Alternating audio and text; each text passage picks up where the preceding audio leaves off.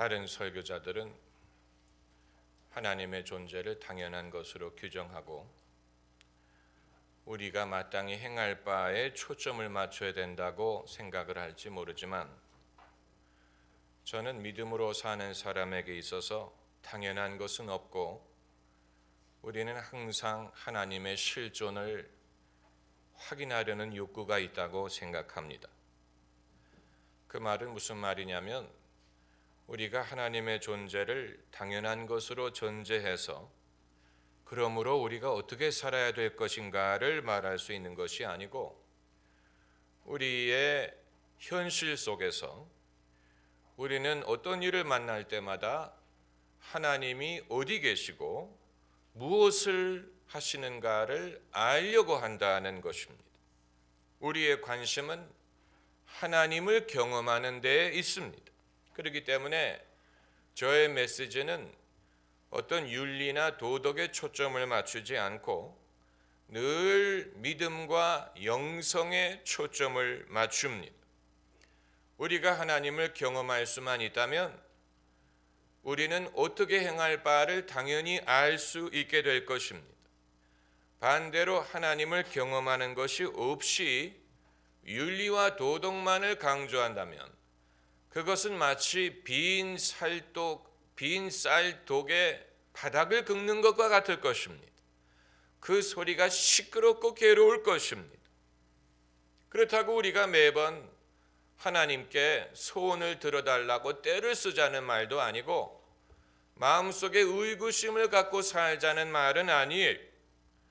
다만 우리가 어떤 일을 만날 때마다 우리는 하나님을 믿을 것이냐 의심할 것이냐, 하나님이 함께 하심을 믿을 것이냐 아니면 하나님이 없다고 생각할 것인가를 결정해야 된다는 것입니다. 이것은 상당히 중요한 것입니다. 다윗은 자기를 죽이려고 쫓아다니던 사울 왕을 2번이나 죽일 기회가 있었는데 죽이지 않고 놔주었습니다. 그렇게 할 수 있었던 이유는 하나님이 더 좋은 방법으로 자신을 높이실 것을 믿었기 때문이에요. 그의 믿음이 윤리를 낳은 것입니다. 예수님은 당신을 핍박하고 죽이려는 자들의 그 모든 것을 묵묵히 감당하시고 십자가의 순환을 받아들이셨습니다. 그렇게 하실 수 있었던 이유는 이 순환을 참으면 하나님이 사흘 만에 당신을 일으키실 줄을 믿었기 때문입니다. 이 믿음이 고난을 극복할 힘을 준 것입니다. 아브라함은 자기 조카 롯과 서로 누가 어느 땅을 차지할 것인가를 정할 때 롯에게 먼저 선택권을 주어서 롯이 자기 보기에 기름진 땅을 선택하도록 해주었습니다. 그렇게 할 수 있었던 이유는 하나님이 아브라함 자신에게 주신 기업에 아무 손해가 없으리라는 것을 믿었기 때문, 그 믿음이 아브라함으로 하여금 양보할 수 있게 하고 너그러움을 가능하게 한 것입니다. 옛날 우리나라에 김익두 목사님이라는 유명한 부흥사가 계셨습니다. 그분은 원래 깡패 출신이었는데 은혜를 받고 예수님을 믿고 목사가 되었습니다. 그런데 어느 날 산에 올라가는데 산봉우리에 올라가 보니까 어떤 남자가 자기보다 먼저 산봉우리에 올라왔다는 것을 시비 삼아서 때리기 시작하더랍니다.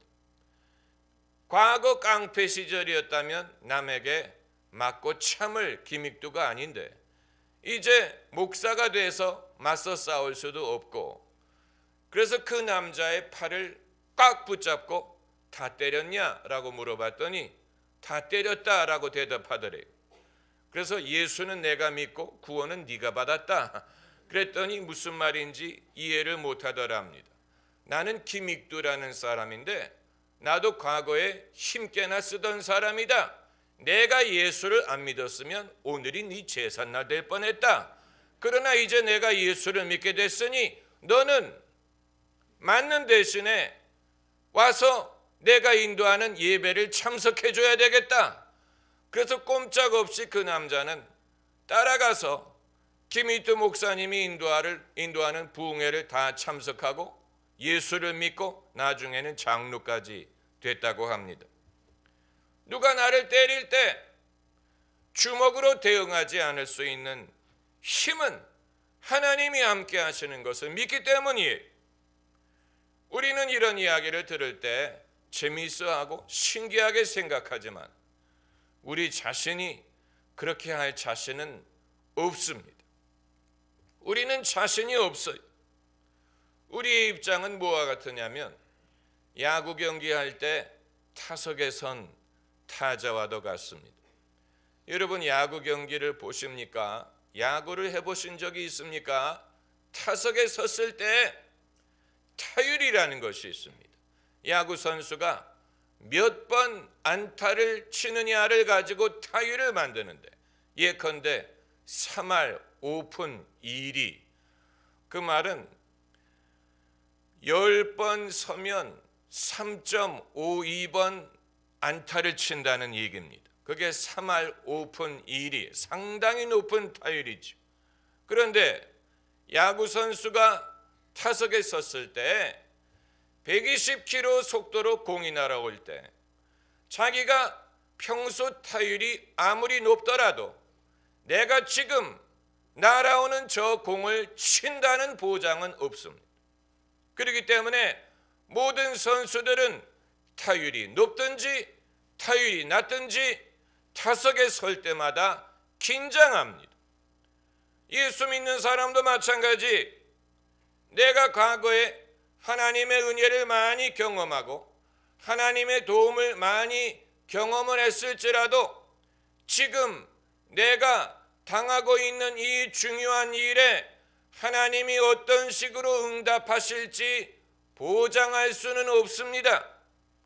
내가 과거에 기도의 응답을 많이 받았더라도 내가 지금 기도하고 있는 것에 대하여 하나님이 어떻게 응답하실지 알 수 없다는 얘기예요. 그렇기 때문에 두렵고 떨리는 것은 마찬가지입니다.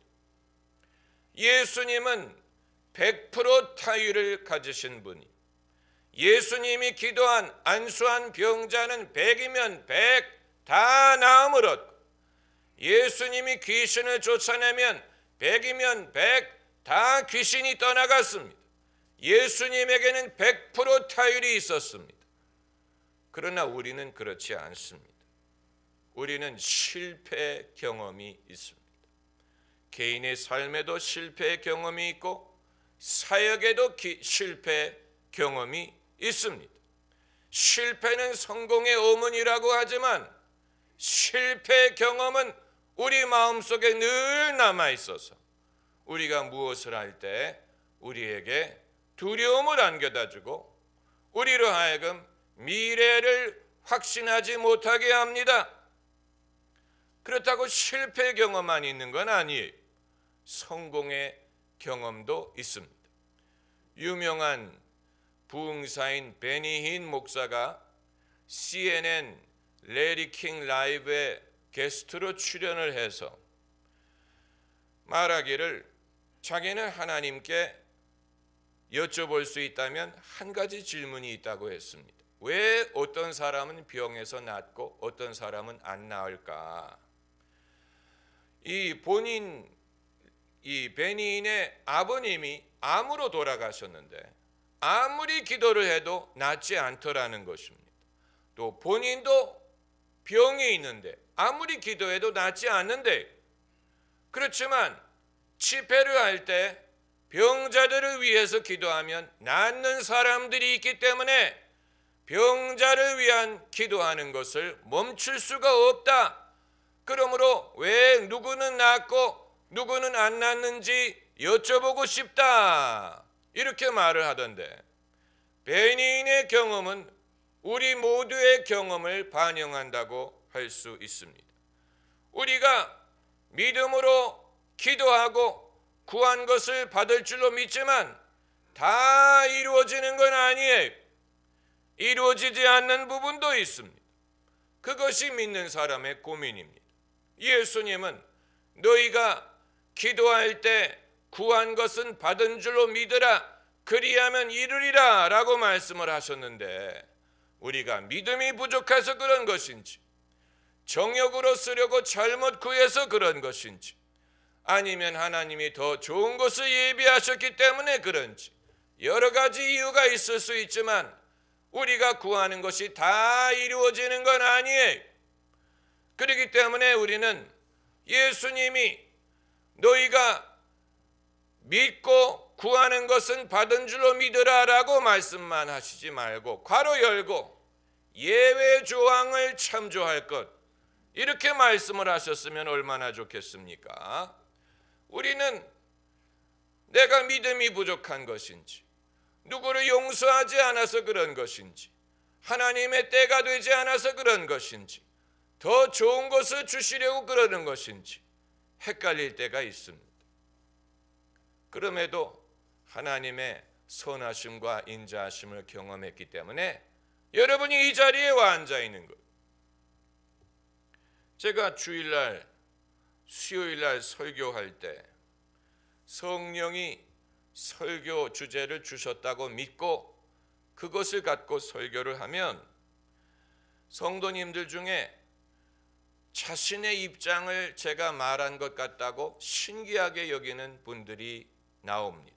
한 번은 어떤 성도님이 말씀하시기를, 이 다윗이 골리앗과 싸우러 나갈 때 첫 번째 물맷돌이 명중을 했는지 몇 번째가 명중을 했는지 본인은 첫 번째인 줄로 알았는데 성경을 읽어보니까 첫 번째라는 언급이 없어서 궁금하게 생각을 했는데, 그 다음날 수요 예배 때 제가 똑같은 본문을 가지고 설교하면서 다윗의 첫 번째 물맷돌이었는지 몇 번째였는지는 알 수 없지만 첫 번째와 다섯 번째 그 중간에서 맞았을 것이고, 그것은 하나님이 우리에게 주시는 기회를 뜻한다라고 설교하는 것을 보고 소스라치게 놀랐다라고 말씀을 하는 분이 계셨습니다.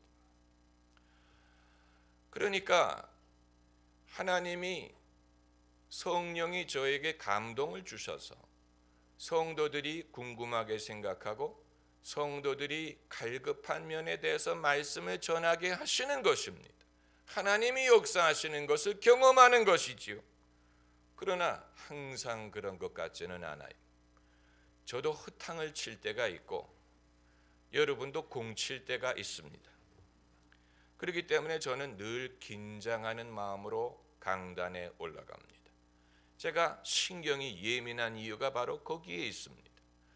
성령의 인도를 따라야 최대한 많은 성도들이 은혜를 받을 수가 있고 결과를 제가 보장할 수 있는 것이 아니기 때문에 긴장할 수밖에 없는 것입니다.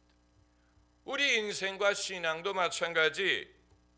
우리가 하나님을 믿지 않기 때문에 두려운 게 아니에요. 하나님을 믿어요.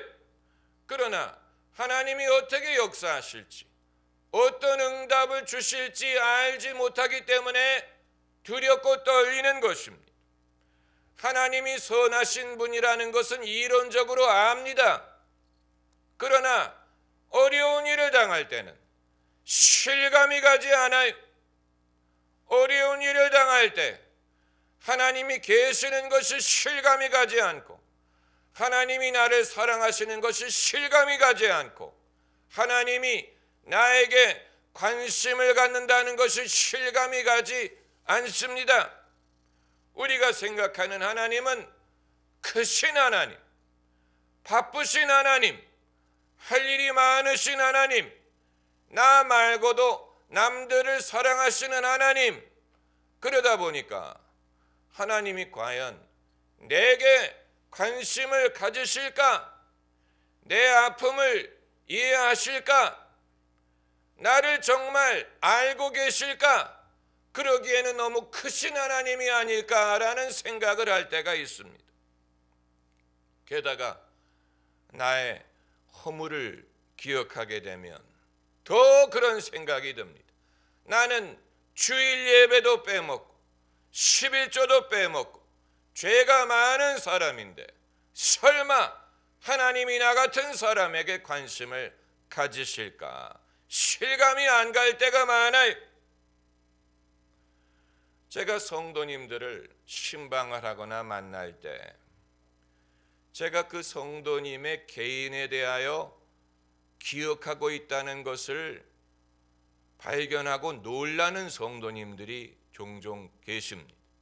저는 좀 희한하게 생각하는 것이 사회적으로 지명도도 있고 사회적으로 이미 많은 것을 이룬 분인데도 불구하고 저같이 하찮은 목사가 그분의 개인의 일에 대하여 기억하고 있다는 것을 발견하고 감동을 받는 것을 종종 발견합니다.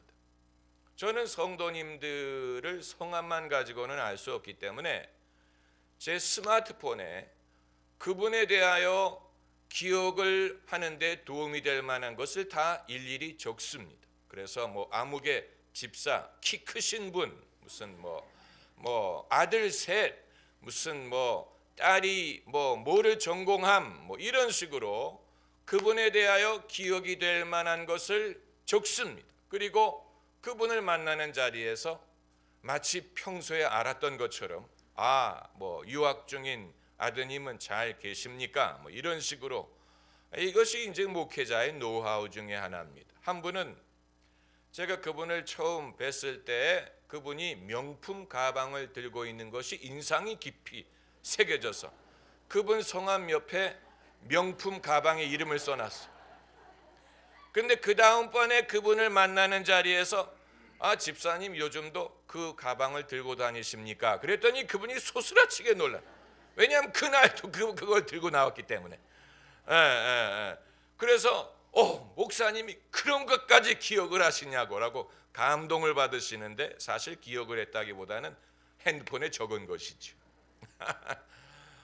그러니까 목사님이 저에게 관심을 가져준다는 사실에 감동을 받는 분들이 계시는데 여러분, 사람이 여러분을 기억하는 것에 감동이 된다면 하나님이 여러분을 기억하신다는 사실은 그야말로 감동이 될 것입니다.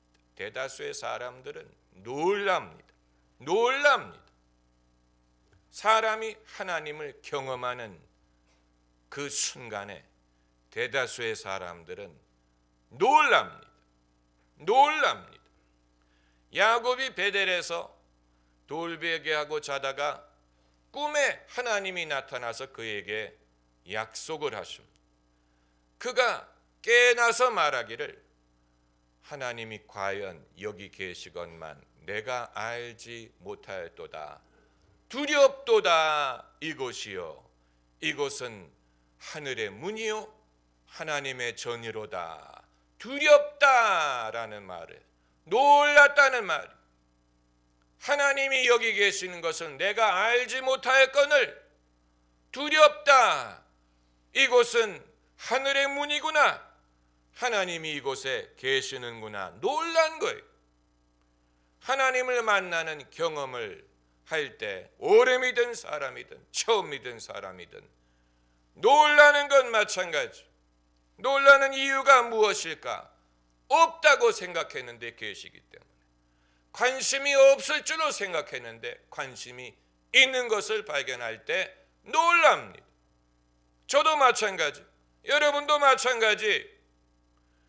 하나님을 경험하는 사람은 제일 먼저 놀라고 그리고 그 다음에 감사하고 하나님을 경배하려고 합니다. 오늘 본문에서도 모세가 이스라엘의 장로들을 모아서, 장로라는 것은 그들의 커뮤니티 리더를 말합니다. 이들이 부족 사회이기 때문에 연장자들이 이 부족 사회의 어른 역할을 했을 것이라고 봅니다. 민족을 다 모을 수가 없기 때문에 장로들을 모아다가 하나님이 호렙산에서 모세에게 하신 말씀과 하나님이 이들을 애굽에서 건지시고 가나안 땅으로 인도하실 것을 말할 때 그들이 뭐라고 반응했냐면, 여호와께서 이스라엘 자손을 돌아보시고 그 고난을 감찰하셨다 함을 듣고 머리 숙여 경배하더라. 한번 따라해 보세요. 머리 숙여 경배하였더라. 그러니까 뭐 예배를 드려라 뭐 이런 요구가 없는데도 불구하고 듣고 머리를 숙여 경배하더라는 것입니다. 여러분, 왜 우리는 사람들을 억지로 교회로 이끌고 억지로 믿게 하고 억지로 전도하려고 애쓰지만 효과가 별로 없느냐? 그게 억지로 한다고 되는 게 아니고 하나님이 내게 선을 베풀고 내게 친절을 베푼다는 것을 믿는다면 그들에게도 하나님의 친절과 사랑을 경험할 기회를 보여줘야 됩니다. 하나님이 그들을 감찰하신다는 것을 깨달을 수만 있다면 내가 억지로 이끌지 않아도 그들은 저절로 고개를 숙여 하나님을 경배할 것입니다. 당연하지. 나도 그렇게 해서 예수를 믿게 됐다면 남들도 마찬가지예요. 이게 억지로 되는 게 아니에요. 억지로 설득해서 되는 게 아니고 그들도 하나님이 그들을 돌아보신다는 것을 경험할 수 있다면 그들도 자발적으로 고개 숙여 하나님을 경배할 것입니다. 존 윈버 목사님이 파워 이벤젤리즘, 능력 전도에 대하여 쓴 책을 보면 그분이 처음 만나는 사람들에게 우연히 성령의 인도를 받아 전도를 한 사례를 많이 기록을 하고 있는데, 한 번은 그분이 비행기를 타고 가다가 성령께서 승무원 한 사람에게 전도할 마음을 주셨다고 했습니다. 그래서 존 윈버 목사가 일어나서 그 승무원과 대화하기를 시작했는데 그 순간에 성령이 그 승무원에 대해서 세 가지를 알려주셨어요. 첫째는 이 승무원이 어머니와 사이가 좋지 않다는 사실, 둘째로 자기가 결혼하지 못하고 늙을 것을 두려워한다는 사실, 셋째로 몸에 병이 있다는 사실. 그래서 처음 만난 이 승무원에게 성령이 말씀하시는데 당신은 어머니와 사이가 좋지 않고 둘째로 결혼하지 못하고 늙을까 염려하고, 그랬더니 벌써 눈물을 터뜨리기 시작하는. 그래서 이 목사님이 그분을 위해서 기도해주고 예수를 영접하게 했다는 사례입니다. 그 자리에서 처음 만난 사람이 예수님을 믿었어요. 물론 이것은 성령의 강한 은사가 있기 때문에 가능한 것이지만, 그러나 원리를 놓고 보면 처음 만나는 사람이든 이방인이든 누구든 하나님이 자신에게 관심을 기울이고 감찰하신다는 것을 알 수만 있다면 누군들 믿지 않겠습니까? 누구들 믿음을 거절하겠습니까? 그걸 알지 못하기 때문에 믿지 않는 것이죠. 오늘 본문에 그들이 듣고 들었다고 했어요. 하나님이 나를 돌아보신다는 사실을 들어야 돼. 깨달아야 돼. 그 이전에는 하나님이 멀어요. 그 이전에는 하나님이 너무 애매하게 느껴져요. 들어야 돼. 하나님이 나를 돌아보신다는 사실을 듣고, 그러면 그 자체가 우리로 하여금 고개를 숙이게 하고 그리고 하나님을 경배하게 합니다. 경배하게 합니다. 위대하시기 때문에, 감사하기 때문에, 하나님이시기 때문에. 여러분, 우리 자신이 이러한 경험을 많이 하게 되기를 바라고, 또 우리 주변에 있는 사람들도 이런 경험을 많이 하게 되기를 바랍니다. 기도하십시다.